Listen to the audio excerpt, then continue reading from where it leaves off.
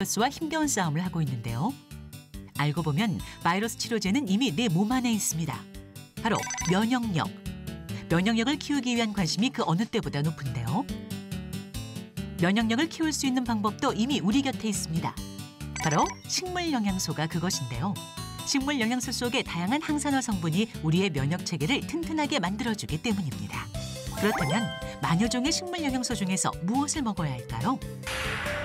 오늘 배재대 가정교육과 김정현 교수, 차일과학대 가정의학과 전혜진 교수, 한명숙 요리연구가와 함께 항바이러스, 항균, 항염까지 면역력 쑥쑥 올리는 3대 면역력 증강식품을 전격 공개합니다. 네, 여러분 안녕하세요. 37년 전통의 믿고 보는 무엇이든 물어보세요입니다. 오늘은 그야말로 우리 몸의 면역력을 쑥쑥 끌어올려줄 수 있는 내 몸에 약이 될 수 있는 식물 3가지를 저희가 준비했는데요. 이름하여 사망식품, 3가지 항식품이라고 이름을 붙여서 이 앞에다 딱 진열을 해놨는데 이따가 짠하고 제가 공개를 해드릴게요. 네, 요즘 면역력에 좋다는 식품들 얘기 많이 나오고 갖가지 방법들 거론되고 있는데요. 저는 좀 놀랐어요. 어떻게 보면 열이디 여린 이 녹색 식물 영양소에서 어떻게 이렇게 놀라운 면역력을 높여주는 효과가 있을지 사실 반신반의하면서 오늘 왔는데 좀 믿음이 가는 부분도 있더라고요, 전 교수님. 네, 맞습니다.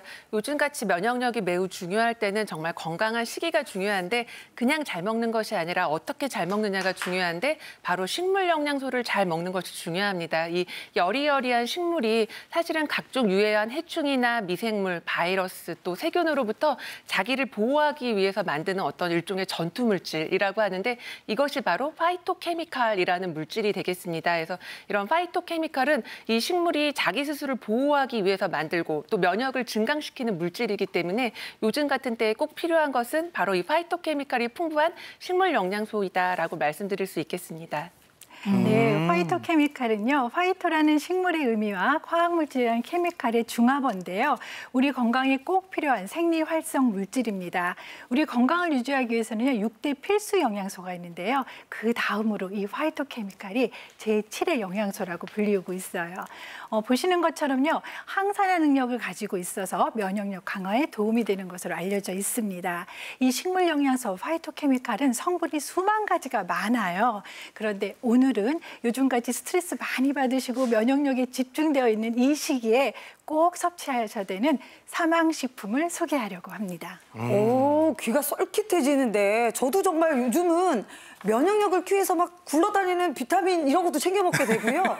가족들의 면역력을 위해서 어떤 식품이 좋을까 막 찾아다니게 되거든요. 예. 면역력을 키워주는 사망식품 너무 기대됩니다. 네. 우리가 삼항이라고 해서 갑자기 웬 삼항일까 할 텐데요. 사실은 우리가 이런 면역 시스템을 유지하기 위한 가장 기본이 되는 전제 조건이 바로 삼항이다 오늘 말씀을 드리고 싶습니다.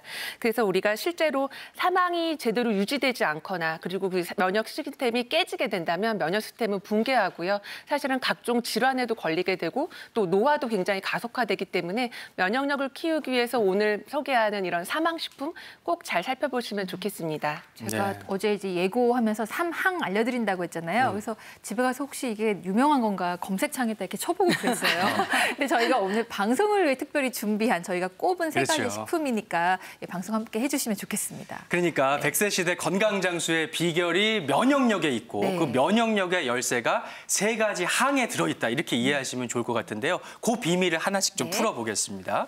면역력 3대 조건. 첫 번째가 항바이러스가 나왔습니다. 요즘 뭐 항바이러스 절실하게 많은 분들이 관심 갖고 계세요, 전 교수님. 맞습니다. 항바이러스는 말 그대로 바이러스에 저항하는 능력이다라고 생각하시면 되겠는데요. 우리가 요즘 신종 코로나19 바이러스 때문에 확진자들도 많고 하지만 사실은 치료제가 개발되어져 있지 않음을 국민 여러분 모두가 잘 아실 텐데 그럼에도 불구하고 많은 확진자들이 또 완치되었다라는 말씀을 드릴 텐데요. 그런 것에 가장 키가 되는 것이 내 스스로 면역력을 잘 키워서 바이러스에 저항하는 항바이러스 능력이 있는 것이다라고 볼 수가 있겠거든요. 그래서 사망 중에서 오늘 제일 중요한 거는 항바이러스 식품을 잘 잘 먹어서 바이러스가 들어오지 않게 하는, 침투하지 않도록 하는 것도 중요하겠고 또 바이러스가 내 몸에 들어오더라도 이겨낼 수 있는 힘을 키우는 항바이러스 능력 중요할 것 같습니다.